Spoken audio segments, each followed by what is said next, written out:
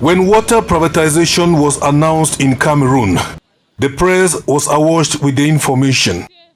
Newspaper articles, opinions, and editorials were hard on the government's intention to sell the water of Cameroon to a foreign entity. There was this hope that the new company that was coming in to take over Snake was going to bring in better services, make sure that they provide potable clean water to Cameroonians in every nook and cranny of the country, and that it will be cheaper.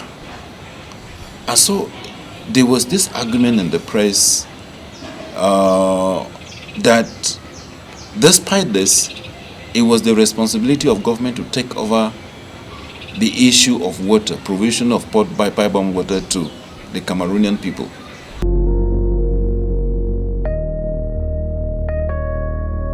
Whatever the case, the company that was coming in, this is as to those who stood against privatization. They said the company that was coming in who cares so much about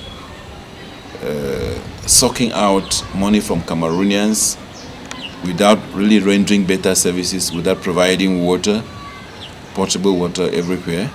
And if you look at the percentage of Cameroonians that have access to pipe-borne water, it is still very, very, very weak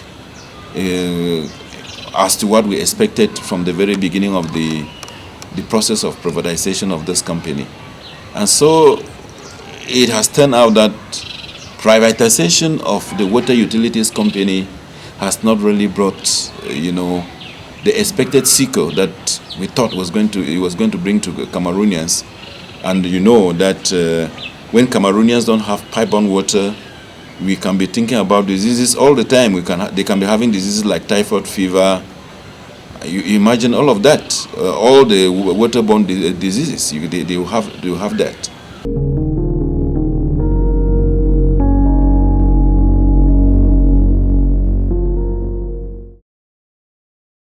We think that despite what people call advantages of privatization, the ordinary Cameroonian is still the loser because pipe-borne water. Just imagine in Yaoundé here, how long do you go without water in certain neighborhoods? It's quite a long time. At one time in Damas neighborhood, which is of course in Yaoundé, the nation's capital, was for many years without pipe-borne water. And of course, as I talk with you now in my compound here, water doesn't flow since morning. So it is an issue that if you were to draw conclusion from what the complaints that you get from the people and what you see in the press, what journalists are talking about, you will discover that privatization has not really brought in what we expected at the beginning of the process. Civil society organizations in Cameroon were not left behind in the growing anger against the water privatization scheme by the government. If I take a retrospect of since 1999, the water sector was handled by SNEC, and it was privatized, and due to failures they were unable to do their job, where 51% of the shares in that company were owned by SNEC. But now you discover that they were unable to do the job because first, to construct infrastructure for water is expensive, and the water goes to those in need. Those are the base, and they are unable to pay that water. And if they are unable to pay that water, it means the company will not be profitable. Normally, when we send to the private sector, is that the private individual is a capitalist. He will want to make more money. And in making more money, he will want to set the costs above a certain limit, which will be, the households will be unable to pay.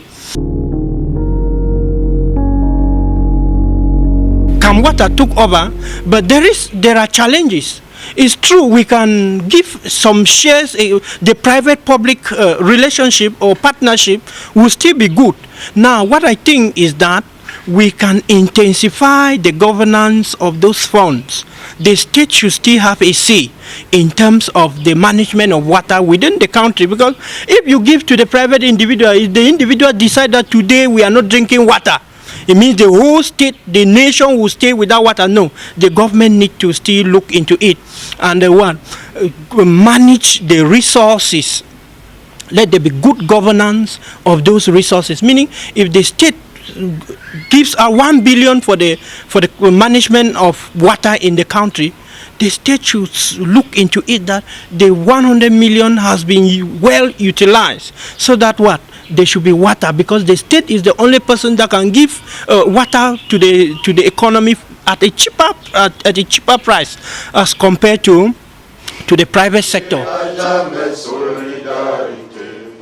Labor unions of the water sector, for their part, stressed on the negative impacts of water system privatized.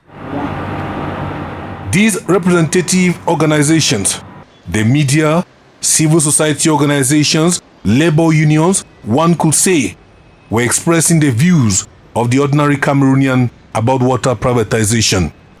But the government of Cameroon did not heed to their contrary views, as the National Water Corporation, SNEC, created in 1968 to make water available and affordable to all Cameroonians, was privatized 31 years after its creation. The government of Cameroon harped on a global economic turndown at the time to justify why SNEC, the National Water Company, was sold to CDE, Camerounais des Eaux, a Moroccan company. The management of water in Cameroon by CDE, Camerounais des Eaux, was characterized by growing disenchantment of the population over the quality of services in the distribution of water. In the yesteryears, we used to have good water. That did not worry anybody. But today, things have changed, and they need to do something about it. They give you exorbitant bills. I do not even think that they come to read the matter. It's just like a nail. They don't come to read the matter. They stay very far and imagine what the consumer pays. It does not actually reflect the consumption per se. So it is time they sit up. It's time they sit up. It's like the privatization of this sector has instead brought us more problems than solve the ones that had existed. So I want to think that something should be done to improve on the quality of services rendered by Camwater. Before, when we had SNEC, was much more better. The quality of water, the properties of water that we know, odor, smell, we never had that. But today, there's a lot of problems. And time and again, we have been having problems of water in this city of Cuba. The persons who are concerned in this sector, they have to do much work to see that they ameliorate the condition of water in Cuba. It's not the best as of now. These growing disenchantments forced the government of Cameroon to terminate the contract of CDE, Camerounais des Eaux, and hand over the management of water in the country to Camwater. The water of Cameroon was privatized, and this time around we have Camwater. Camwater has come to bring solution to all the problems we faced during privatization. We had exorbitant bills. We also had extra monies for payments for bills that were not paid on time. And this one, we are all peasant population, and if we struggle to have water and you fail to pay, they struggle to add some monies again because you have failed to pay. But this time with Camwater, they can extend your bill, then you pay gradually. And again, when we have issues like pipe that are disconnected or broken or destroyed, the promptness with Camwater, they come to remedy the situation on time. So Camwater has come to remedy water problems in Cameroon, and they have come to stay. The Cameroon Water Utilities Corporation. The turnaround was celebrated by the same organizations and the public in general that criticized water privatization in Cameroon. It hasn't been an easy ride for Camwater since it took over the management of water in Cameroon. From a general view, its problems are mainly managerial. Since 2005, the company has known at least 4 different general managers. Speculations were rife of recent that if the internal problems of the company should continue, the government will once again turn to another privatization. One of the unions of the water sector, the National Autonomous Union of Energy, Water and Mines Workers, SINATEC, and its sisters international partners have been collaborating with the management and staff of Camwater to improve the labor conditions of the workers and to kick out any intentions of privatizations. The objective of this project is to fight against any possibility of privatization of the National Water Company. So for this meeting, we did planning where we talk about, during the planning we talk about the activity that we'll have this year, and for the other days we talk about the quality public services and decent work. Why are we talking about quality public services? We are sure that if workers of Camwater deliver quality public service, if the population see that Camwater is actually doing its best to deliver very good services, we are sure that we can't at that time continue talking about privatization. For 3 years we were focused on the environment, the OSC, the NGOs, the association. But for this year we want to focus on Camwater and its workers. We want to focus on the workers because they are key, an essential key if we want to fight privatization. Other recommendations include the digitalization of services at Camwater, internal training to the staff of the corporation, bonuses to motivate workers of Camwater, quality services to win back customers, and an image-building campaign for the company. The body that's in charge of distribution of water in Cameroon is not in good shape, as we can say in a local language. This company suffers a lot because actors, that's the administration, the customers, and the worker themselves, they don't give the best of themselves to enable this company to go the way forward. But we're pleading the government, the administration, to give more means to Camwater, to restructure Camwater, because the way Camwater functions today does not supposed to work like that. This way of functioning cannot give good results, cannot distribute good potable water to the public. If we can say something to the customers, we'll say the customers pay your bills and seek for your sovereignty. That is, Camwater to continue to distribute water. Our aim here is to fight against privatization, because we don't believe that it's not foreigners will come and provide water to Cameroonians. It is Cameroonians who have the sole responsibilities, the government of Cameroon, to distribute potable water in quality and in quantity to Cameroonians. So we did the evaluation. We come to an idea that we have to continue to plead to the government, make a plaidoyer, so that government should give more funds, more support to Camwater, so that workers too should give the best of themselves for Camwater to function very well, and the manager of Camwater itself to do the best, give the best it can do, so that Cameroonians will have good potable water. After the Yaoundé meeting, Snatek organized another encounter in Douala with the staff and management of Camwater. The Douala meeting took place on the heels of the appointment of a new management team at Camwater. We as workers' representatives, what we expect from the workshop is the change of mentalities.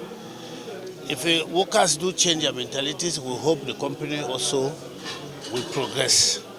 Because a company is what? Its company is made up by workers. If workers don't change their mentality, we'll end up by the same, having the same, putting ourselves in the same situation we used to have years.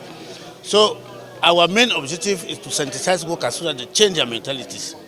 Now that the management has changed, let them change their mentalities. Let them know that they have civil obligation towards the government of Cameroon and towards the clients and the entire population of Cameroon, that they have the obligation to provide good services to the public.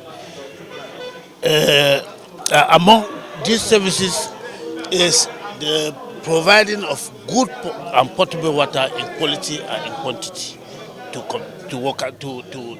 customers. The appointment follows an announced strike action by workers of Camwater, demanding improved labor conditions, payment of dues and bonuses estimated at 10 billion francs CFA owed them by the government of Cameroon.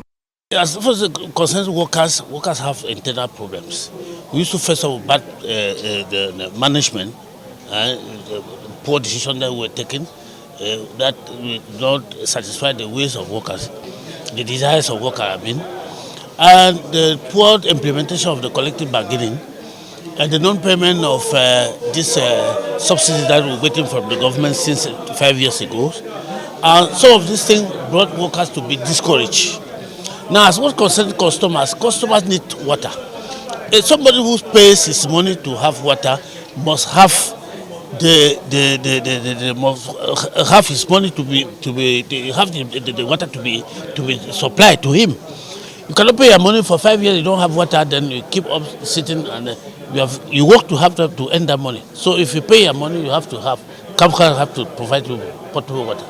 That's what they say. Camp water should also ameliorate the situation, ameliorate the relation between Camp water and the customers. Now, the sole element that we need to exercise on it is the government. Government has to accompany to help Camp water to sustain, because this is a public company. This is a company among one of the companies that Cameroonians have in their heart, because water is life. If there is no water, there is no life. So we're pleading to the government that the government should make all its best to make sure that Camp water has the possible means, financial means, to be up to his task. That is providing water to the communities. The Douala and Yaoundé meetings organized by Sinatec and his partners seeks to challenge water privatization in Cameroon through constant efforts to get the water company improve on the labor conditions of workers, improve on the quality of services rendered to its customers. That's why we are angry that if the Camp water continue in this line, we might end up privatizing, the government will end up privatizing water. What is an idea that we don't want to hear, to talk about. Because water should remain in the hands of Cameroonians. Water should be public. And when we say public property, it means all the Cameroonians are concerned. Not only the government. The government is a body. But all the Cameroonians are concerned. Cameroonians need water. And it be rural or urban communities, they need water. And the government has the obligation to provide water to these communities. In the northwest and southwest regions of Cameroon, the socio-political crisis has created serious water crisis. Armed separatists have damaged water catchments, creating acute shortage of water in many communities. My village is suffering indeed. We had a very, very good water catchment. The water was tapped from a hill, and the water was coming from a rock. We had to harness the water, connected it through some pipes to take it down to the village, connected it to several taps, and the entire village was connected. We had good water, treated, but it was natural. But since the start of the crisis, all the pipes have been destroyed. All the water catchment has been destroyed. Even those who are managing the water project, they have all fled from the village. Those who are still in the village presently, they are suffering. There's no good water. They struggle to get water here and there from streams, which is not of good quality. And just because of that, they are suffering from diverse health challenges due to the poor water quality that they are drinking, because the water catchment that we had has all been destroyed, damaged by the war. So people are suffering today in the village, nothing to do, nowhere to go. There's no help, nothing. These are catchments which the population fought so hard to preserve in order to challenge water privatization in their communities. There is no water in Kumbo, an area in the northwest region of Cameroon, which has one of the best community water catchments, supplying water to many villages at very low or no cost price at all. All attempts by the government to seize the water project from the community have failed. The war in the Anglophone regions has also caused water rationing in some communities. In the Bonadi-Kombo area Maifor in Limbe, southwest region of Cameroon, for example, the community water is on a permanent rationing mode. Triple a lot. Here in Bonadi-Kombo we have more than 5,000 IDPs. So in fact, you should come just for yourself that that is facility started, and today that's why we're rationing our water, quarter to quarter. Due to an increase in the population following thousands of IDPs internally displaced persons seeking refuge from war zones in those areas.